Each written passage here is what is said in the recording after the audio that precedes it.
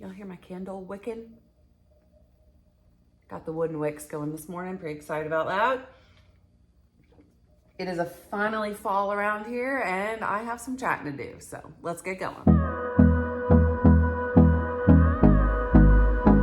Hey guys, welcome back to the channel for another video. If you're new here, my name is Brittany and I have been on Mounjaro, Tirzepatide, Zepbound, whatever, since November of 2022. I've lost 85 pounds and I'm currently on a maintenance journey or trying to be on a maintenance journey, navigating that whole process. So yeah, if you want to learn more about me and my journey, I have a whole Mounjaro playlist down below that you can check out and watch my journey from the very beginning, from literally the first shot that I took. So I would love to have you stick around and subscribe. I got the hiccups all of a sudden. Don't know what's going on with that, but anyway. So today I want to talk to you guys about the longer term risks and benefits of staying on Mounjaro, or getting off of it. So lately I have noticed a pretty big influx in my comment section, in other people's comment section, in the news and the media regarding long-term use of Zepbound or Tirzepatide or any of them, Wegovy, Ozempic, whatever, any of the GLP-1s that are currently being used for weight loss. I have seen a sort of influx of people talking about long-term use, asking questions, when are you going to go off of it, all of that. And some of those comments have been quite aggressive, which is, not surprising because people are very strongly opinionated about a lot of stuff. And so I'm not like, oh, don't give me your opinion. I always love to have it, but I do tend to give my opinion back. So, there's that. But anyway, that has been happening a lot lately. And I decided that I wanted to talk about risks and benefits of long-term use as far as what we know. So as far as what can be found in scientific research studies, through talks with my doctor, through learning what other people have posted and found out, and gleaning information from everybody else. There's a lot that we can gather already just in the 2.5 years since Mounjaro has been a thing, that can point us in the direction of whether or not we want to continue long-term. Now, as always, I am not your healthcare professional, so I do recommend speaking to him or her about anything regarding medication changes, dosage changes, any questions you may have to get an official medical answer. I definitely recommend talking to your doctor about. But I'm here to share with you what I have learned, and I am going to leave sources down below of everything that I go over, of where I found all of this information and all of that, so that you can go and read further into these things if you want to.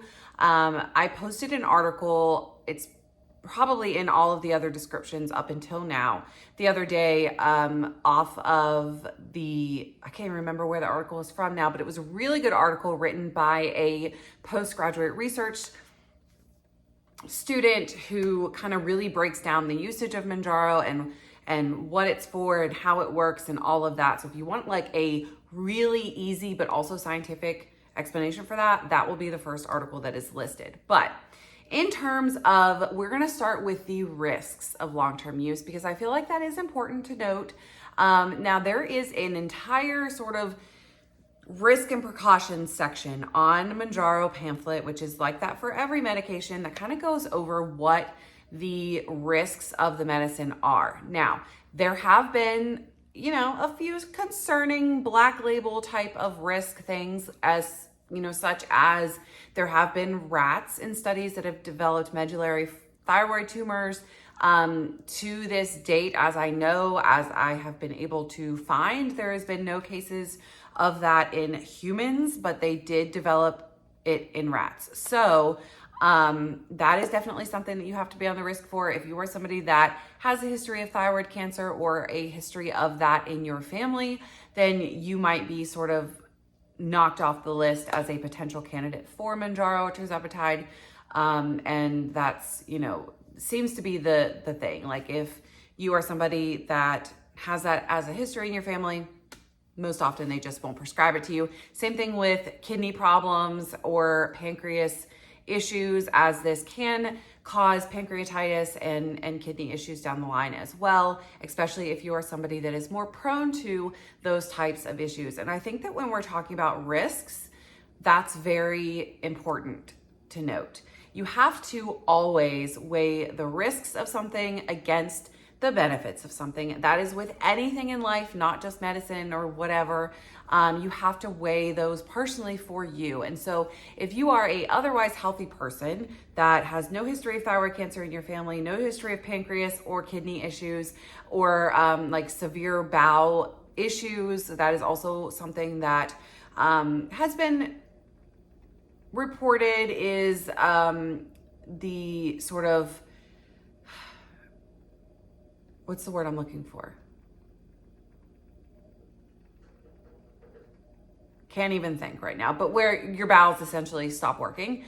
That has been reported more so with Wegovy or Ozempic. There's been some lawsuits about that. So, again, why it's so important to talk to your doctor. There are these risks and potentials for risks of things that can happen. And so you have to weigh it personally for you with your doctor. But yeah, thyroid cancer, pancreas issues, kidney issues, bowel issues, and then obviously the common ones of nausea, vomiting, diarrhea, dizziness. Some people will get dizzy when they stand up. Those are just the more common symptoms that most people, like a much greater amount of people get. But if we're looking longer term, you also run the risk of the medicine stopping working. It's not really clear yet if there's going to be some level of your body getting used to the medicine and adjusting to it, and therefore it stopping working. That's also a topic that is pretty common lately. I've seen a trend of that coming up quite often where people think that they are building an immunity to the medicine and then it's not working anymore. I personally have not experienced that, but I have seen comments of people, videos of people speaking about it, and the overall consensus seems to be similar to a normal sort of diet plateau, or sort of along those lines, where if you stop it for a month, people are having good results going back on an even lower dose, and then it starts to work again.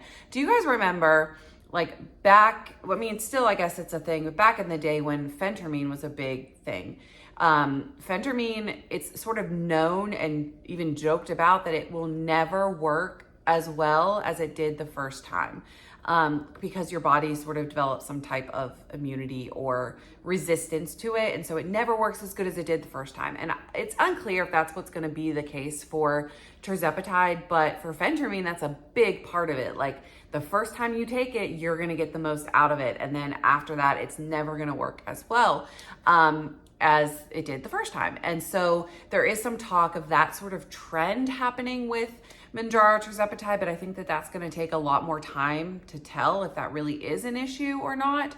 I don't think that we can make that call right now. But, I wanted to start with risks because I do think it's important to say there are things that can happen. There are bad things that can happen with Tirzepatide or semaglutide, as they can with any other thing. And it is definitely going to take more statistical data, which is going to take more years to determine if that is really, if these things are really going to further develop, and sort of what amount and what consistency and whatever, how it's going to develop further on down the line. Now, with that being said, there are an immense amount of benefits. And most research that has been done to this point suggests that Zepbound, Tirzepatide, Mounjaro will be a long-term use. It is designed to be a long-term use medication. One thing that's really been irking me, and it happened a bit in my comment section yesterday, is the people comparing you using Zepbound for weight loss and using Zepbound or Mounjaro for diabetes, that somehow the medication is safer long-term for a diabetic than it is for an obese person. And while I don't understand. I do get, like, diabetes is controlling your blood sugar. Maybe the risk of going off of it is worse than the risk of staying on it for a diabetic versus an obese person. The long-term safety of a medication does not change based on why you're taking it. Does that make sense? Like, it's not going to be safer for a diabetic to take it long-term than it is for an obese person to take it long-term. If it's safe for a human to take it long-term, then it's safe no matter why you're taking it. Does that make sense? I think that I was having trouble getting that point across, or it was having trouble being understood yesterday in some of my comment section. And that's one thing I wanted to say. If it's safe for one, it's safe for all, no matter the reason why you're taking it. Maybe your risk is slightly more, but okay, I hope that makes sense. So the benefits of taking Mounjaro long-term, there are so many. We could literally sit here and talk for an hour about this. I'll try not to do that, but obviously the most obvious one, if we're talking about a diabetic, is your managed blood sugar levels. So yeah, that's a wonderful thing to manage your diabetes. Like, yep, let's do it. I'll be on that for life. If I was a diabetic, I would have no qualms about being on this medicine for the rest of my life. And then as an obese person, you're managing your weight. Okay, we're managing our weight. We're keeping an even level, hopefully, of our weight over a long period of time. Therefore, we're reducing the risk of developing further diseases like diabetes, like heart disease, like all of the other obesity-related issues. We are lowering our risk for those by staying on this medicine. So there we get to risk and benefit outweighing again. If I can lower the risk of all of these other things, while maybe slightly increasing the risk that I get thyroid cancer, which I've said before, and again is easily detectable with a simple Google search. Thyroid cancer is one of the easiest to clear. So, lowering the risk for all of these other diseases while maybe slightly increasing the risk for another is that benefit risk outlay, something that you have to talk about with your doctor. But again, we're lowering the risk for all of these other diseases. We're managing our weight. And those are just the most obvious ones. Then we get into all of the other benefits that are coming about now about Tirzepatide. I, again, could go on all day, but we have anxiety relief. There are an immense amount of people that report that their anxiety levels are significantly lower when they are on Tirzepatide, and that could have a lot to do with balancing of hormones. But so many people reporting decreased anxiety levels, so many people reporting decreased desire to drink alcohol, to gamble, all of these things. Mounjaro targets areas of the brain that are responsible for cravings and impulse control and all of those things. And so we're not just looking at people that are addicted to eating and it calming that effect, we're also discussing calming alcoholism, calming gambling effects. So if you are somebody that is looking to manage your life and manage your vices long-term, obviously, Mounjaro could be a great pathway to that. And there's going to be so many more studies coming about in terms of alcoholism and gambling addiction. There are a couple undergoing the process right now, and I'm really excited to see those results. Like the alcoholism definitely is one that I am super interested in. I personally have mentioned that it has affected my desire to drink. I was never addicted to alcohol, but I was somebody who would drink, a couple of drinks at an event or whatever. And now I'm somebody who never has even a thought to drink. And it's something that I do randomly as I choose to, not something that I associate with having fun or whatever anymore. So I personally can speak on that one. Then we get into hormone balancing. So Mounjaro balances your hormone levels. And when you're balancing your hormone levels, you are correcting all of those things. So I have a whole video on the hormonal effects of Mounjaro, but essentially this is a hormonal treatment. That is what we are doing to our bodies when we put Tirzepatide in it. GLP-1s mimic the hormone in the body that is responsible for satiety and cravings and all of the appetite suppression and all of those things. And so those of us that, you know, are more depleted in that hormone are having better responses to Mounjaro levels. So one could argue that people that are hyper responders have a lower natural level of that medication in their body, or of the hormone in their body. So when you balance your hormones, you balance all of those other things. So your cravings and all your blood sugar levels and all of that. Just the fact that Mounjaro has cleared my mind to be able to think about and do other things is a 100% reason for me personally to stay on this for the rest of my life. Absolutely.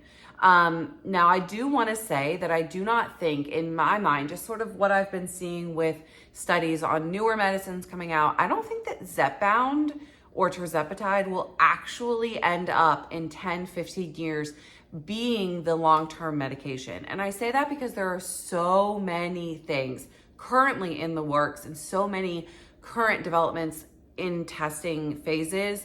I think that eventually there is going to be an oral pill, a transdermal patch, a sublingual drop that you put under your tongue, or something that comes out that is more cost effective and more less invasive in terms of like giving yourself a shot, that becomes the long-term maintenance hormone therapy.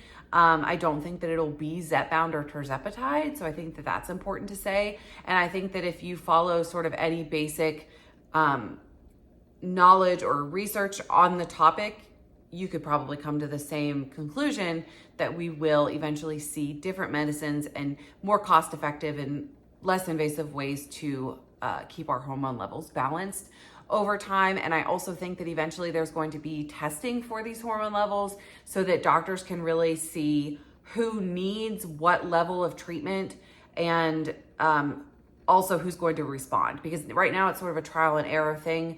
We'll try the shot, we'll see, maybe it works for you, maybe it doesn't. And I think that eventually there will be testing that will guide doctors towards which one of these GLP-1s is used for which specific patient. I think there's going to be so many cool developments within the next 10 years. I think that sitting here right now and saying that we are going to be on this specific medication for life is a little bit jumping the gun. I don't think that that's necessarily what will happen. And I also don't think that it's fair to sit here and say it's too risky to be on for life. There's all of these risks associated with it, because we also don't know what super long-term effects are. We can look at data from Saxenda and ones like that, the early GLP-1s. We can look at data from that and see kind of gauge how this is going to go, which is all obviously fine, because those medicines are still around today and still used, and there's been people that have been on them for 10 plus years. But we can't 100% say in 10 years what long-term effects of tirzepatide is going to be. And that's how it is with any new medication for anything, right? So again, you have to weigh the risk versus the benefits with your doctor. And for me personally, the risks of going off of this medicine are way greater than the risks of me staying on it. For me personally, as a healthy person with no other predispositions that will make me a higher risk person for some of the more black label risks, the risks of me going off of it are higher. So all of the people in my comments that are like, when are you gonna stop? When are you gonna stop? I'm not, okay? I plan to be on this medication until there is some direction or some risk or something that makes it worth me going off. And I think that everybody should talk to their own doctor and make their own decision. But I do want to make sure, as somebody who is talking to other people, a good number of people about this, I want to be somebody that is clear. There are risks to this medicine. There are risks to every single thing that you do in your life. Everything. There's risks to walking outside, right? There's risks to driving to the grocery store. There's risks that you could suddenly become allergic to the peanut that you eat, the peanut butter. Literally, you can develop allergies to anything at any time, which I know from my medical history of working for an allergist. So there's risk to everything, always. And you just got to be smart, and you just got to not get up in arms about every single thing that you read. And you got to talk to your own doctor, and you got to not, I'm going to be mature and stop it there. So that's my video for today. I wanted to sort of outlay things. Risks versus benefits. There are risks, but in my personal opinion, for me personally, the benefits are much greater. I would love to hear your thoughts. If there is something that I left out, please leave it down below. Please be respectful in the comments. And you know, we're not going to call names, and we're not going to do any of that. Yesterday, if you didn't see all of that, it was fine. I mean, nobody called names, but we got a little heated. You know, people were very strongly opinionated on this topic, which I completely understand. But if you're gonna be strongly opinionated on it, then please at least have the forethought to calmly look at the situation and read a little bit more into it and gather actual data from other sources and glean information from past things, because we need to not be ignorant about things that could literally affect and change people's lives. Okay, I'm gonna get off my soapbox. I appreciate you watching this video. Thank you so much for watching, and I will see you guys later this week for something. I don't know. I did record that what I eat in a day yesterday as I was speaking about, but I'm actually going to post it on my other channel because people have been asking for that over there. So when I do post that on Wednesday, I will post a link to it in my community page if you want to go and watch that video there. But that one is going to be on that channel this week. So thank you guys so much for watching. Hope you have a great day. How are you moving your body today? Let me know down below. I am literally about to go on a walk before my niece gets here. So let me go actually get some movement in before she gets here. Thank you guys so much for watching, and I'll see you soon. Bye guys.